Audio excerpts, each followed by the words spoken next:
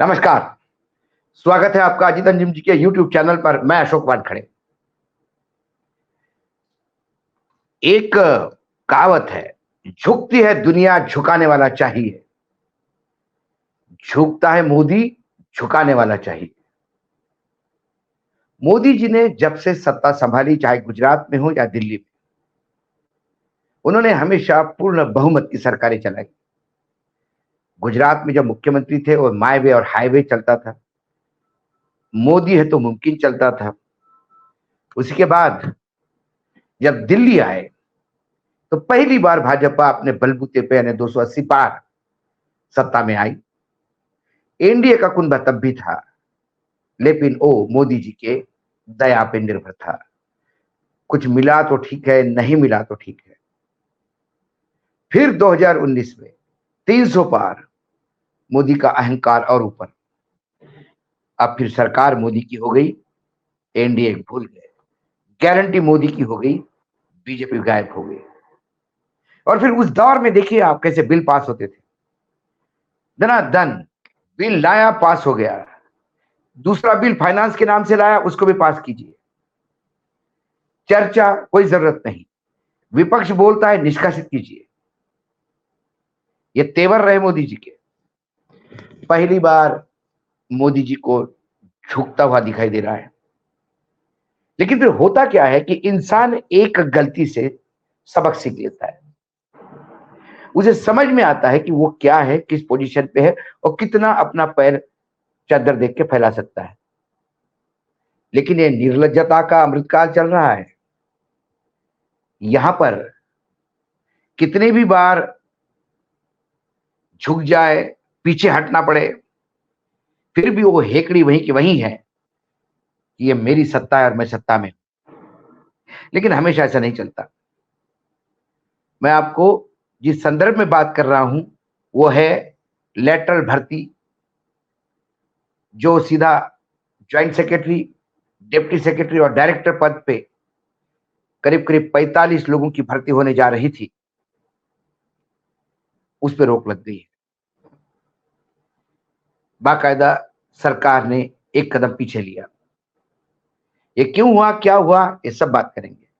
लेकिन इसके पहले मैं ये भी बताना चाहता हूं कि जब से 2024 के चुनाव के निर्णय आए और 370 पार की बात करने वाले मोदी जी 240 पे अटक गए तो 272 के लाले पड़े, जहां सरकार अपने स्वयं मेजोरिटी में होती है। फिर एकाएक आंकड़ा आया, हम 292 हैं, ये एनडीए की सरकार है। क्योंकि 52 लोग का जो कुनबा था, जो एनडीए के गठबंधन के लोग थे, उसमें कुछ नए थे, कुछ पुराने थे, उनके भरोसे सरकार चलने लगी। और इन 52 लोगों को पहली बार एहसास हुआ कि वो सत्ता में है, क्योंकि केंद्र की सरकार उनके भरोसे थी।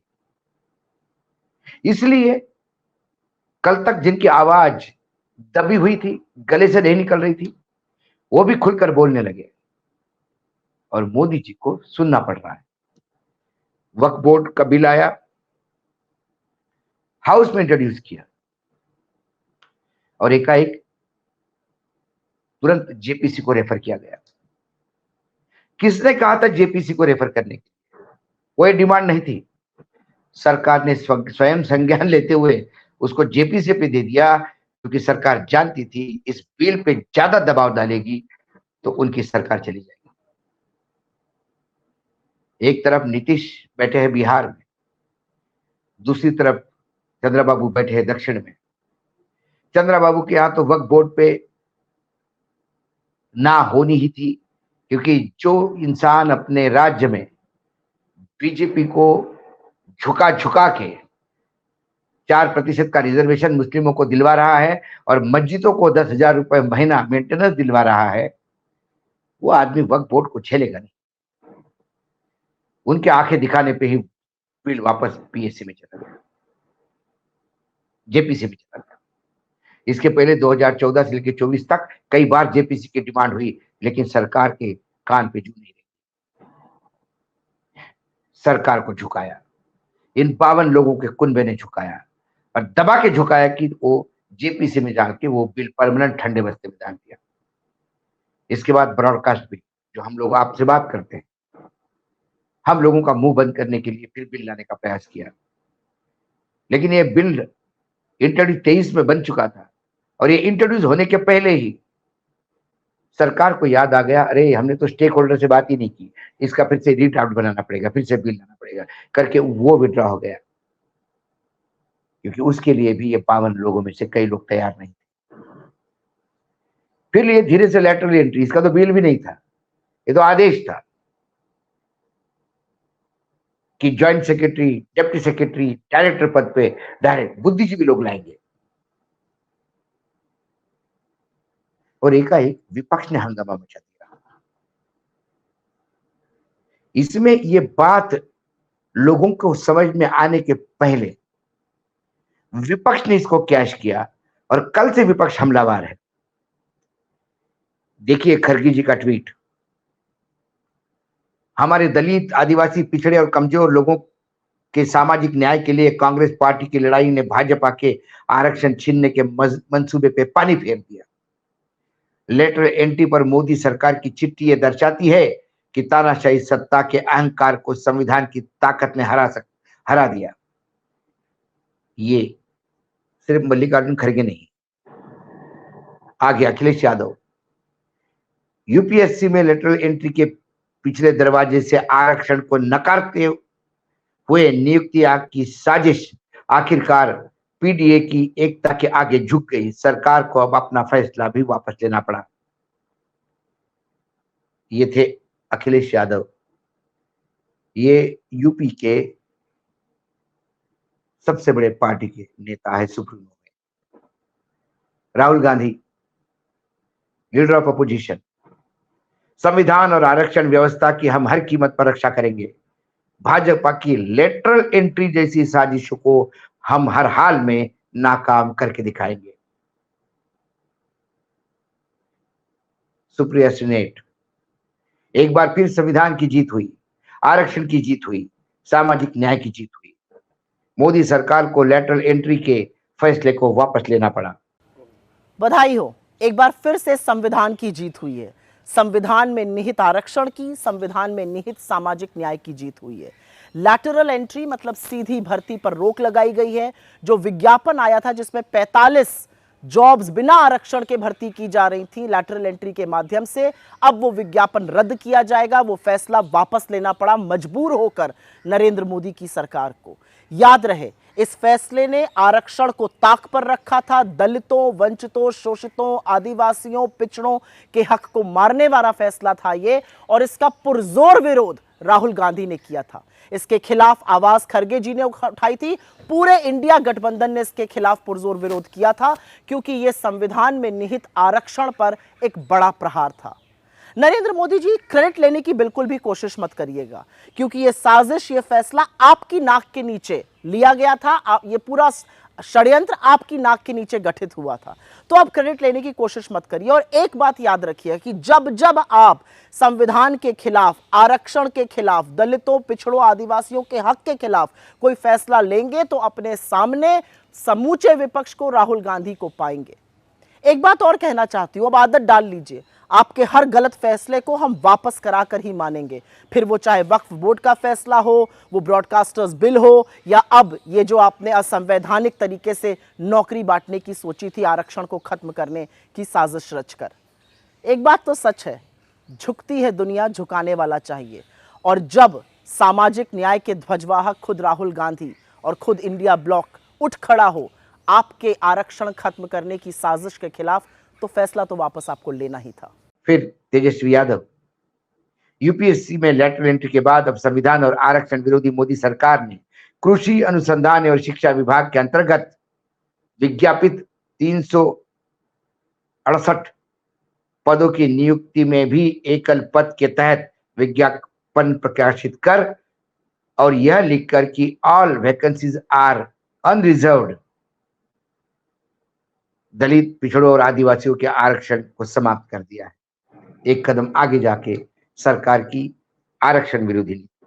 हम अक्सर कहते हैं कि जब बार बार विपक्ष ये कहता था कि आने वाले समय में यदि 370 पार हो गया तो भाजपा संविधान बदलेगी, और चुनाव हारने के बाद लगातार प्रधानमंत्री ये कह रहे थे कि ये झूठी अफवाह है विपक्ष ने फैलाई।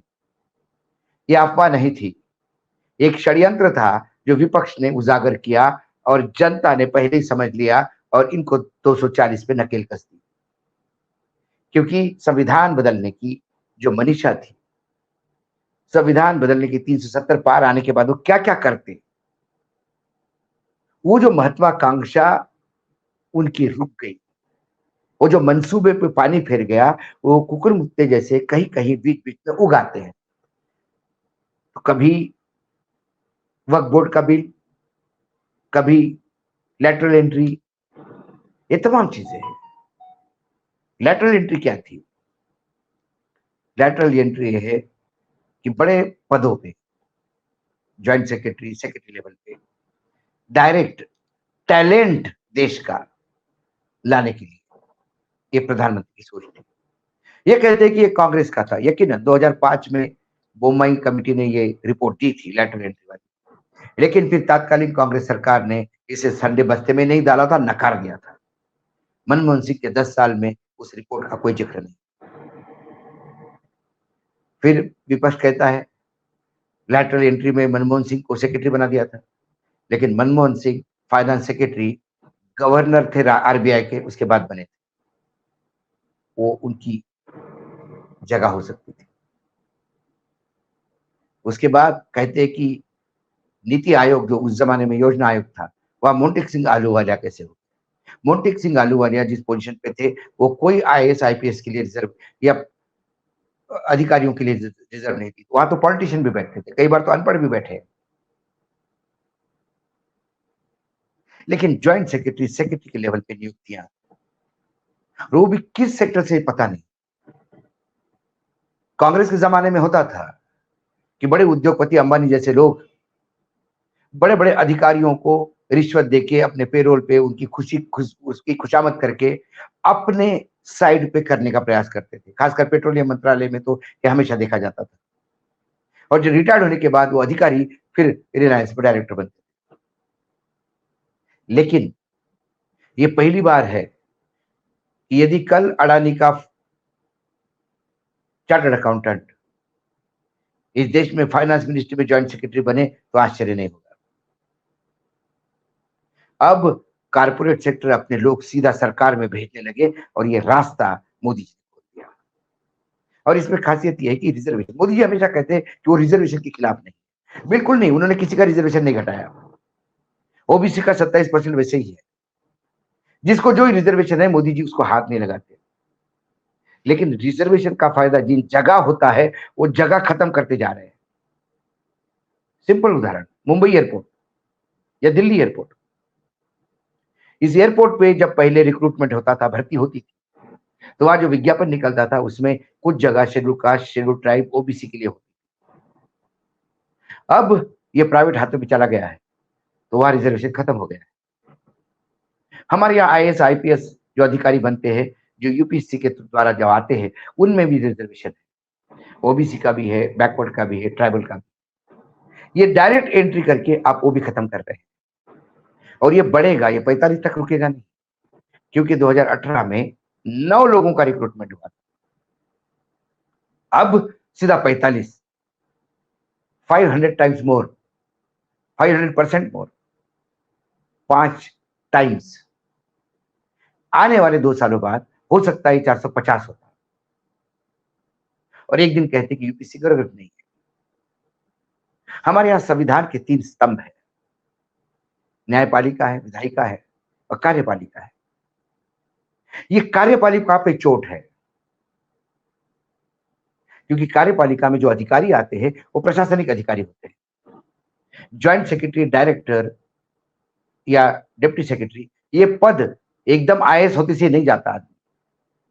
जो लड़का नया आईएएस होता है वो मेंस के पहले प्रिलिमिनरी एग्जाम देता है, फिर मेंस देता है, फिर इंटरव्यू होता है, फिर उसमें से छन के आते हैं, फिर कुछ आईएफएस बनते हैं, इंडियन फॉरेन सर्विस, कुछ आईएएस बनते हैं, कुछ आईपीएस बनते हैं, आईआरएस बनते हैं, इंडियन फॉरेन सर्विस में जाते हैं, कॉर्ट्स एंड अकाउंट्स में जाते हैं, रेलवेज में जाते हैं।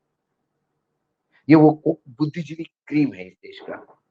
और बुद्धिजीवी होने के नाते एकदम रिक्रूटमेंट नहीं होता, उन्हें एसडीएम बनाया जाता है, एडिशनल कलेक्टर, कलेक्टर, ऐसे नीचे से छन छन के आते हैं, एक्सपेरिमेंट करके आते हैं, तब क्या आते हैं।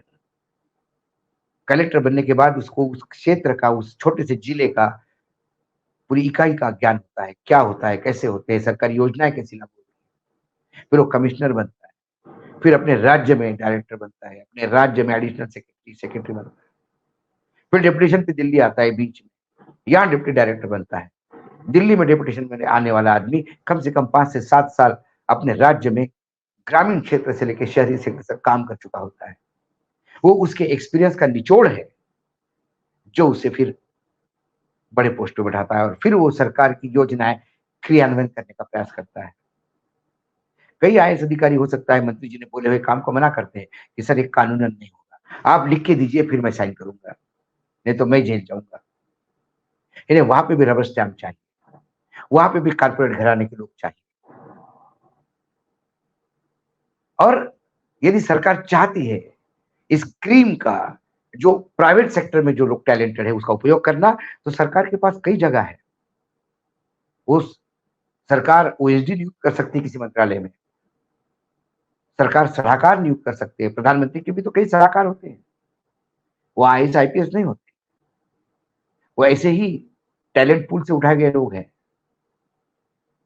लेकिन सरकारी तंत्र में इन लोगों को घुसाना, ये रिजर्वेशन पे गहरी चोट थी। और अब जब सबने बोलना शुरू कर दिया, तो इज्जत बचाने के लिए फिर पासवान भी बोले, मांझी साहब भी बोले, एनडीए गठबंधन के बाकी लोग भी बोलना शुरू हो गए, केसी त्यागी भी बोलने लगे। लेकिन ये इशू तो 3 दिन पहला है, पुराना है, तब क्यों उनके गले से आवाज नहीं निकली। इन्हें लगा कि ये हंगामा हो जाएगा, इससे समाज में एक नया मैसेज जाएगा, सरकार किरकिरी में आएगी, ये बिल पास मतलब इसके खिलाफ कोई कोर्ट गया तो बहुत भयानक होगा। इसलिए फिर पासवान के कुनबे को बोला आप भी डायलॉग दो, इधर मांझी को बोला आप भी बोलो, ताकि इज्जत बच जाए। और पत्र लिखता है कि इसकी संवैधानिक क्या बातचीत में, संवैधानिक इसके क्या हो सकता है, रिपरकेशंस होता है, इसके लिए ये विड्रॉ किया गया है। तो सरकार बिना सोचे समझे काम करती है क्या? कभी भी लोग सोचते पहले है, फिर काम करते हैं। ये पहली सरकार है, ये पहले काम कर लेती है और उसके बाद में सोचती है कि ये गई गलत किया या सही किया। अभी तक खुद का सर्टिफिकेट खुद ही देते थे, खुद ही गवाह थे, खुद ही मुजरिम थे, खुद ही जज साहब थे। इस बार चीजें बदली है। इस बार अंकुश रखने वाला एक बड़ा ताकतवर विपक्ष भी है। तो गठबंधन के भी जो नेता है वो भी अपने कभी कभी हुंकार भरते हैं, क्योंकि उन्हें मालूम है मोदी है तो मुमकिन नहीं, हम 52 है तो मोदी मुमकिन है।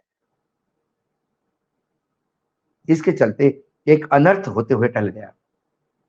और ऐसा ही सजग सबको रहना होगा और मोदी जी को एक सबक सीखना होगा। अब कुछ करने के पहले सोचे, कुछ करने के पहले इन 52 लोगों को भी विश्वास में ले। कुछ सो करने के पहले मैं अकेला नहीं, किसी की वजह से हूं, इसके बारे में भी सोचे, ताकि फिर ऐसी किरकिरी फिर हो नहीं होगी। लेकिन फिर ये बेशर्मी का अमृतकाल चल रहा है, निर्लज्जता का अमृतकाल चल रहा है। बार बार यू टर्न लेने के बाद भी 56 इंच की सीने की बात करके हुंकार भरने वाले लोग आज भी हमें हुंकार भरते नजर आएंगे। आज इतना ही, फिर आता हूं किसी विषय के साथ, तब तक के लिए नमस्कार। देखते रहिएगा अजीत अंजुम जी का यूट्यूब चैनल।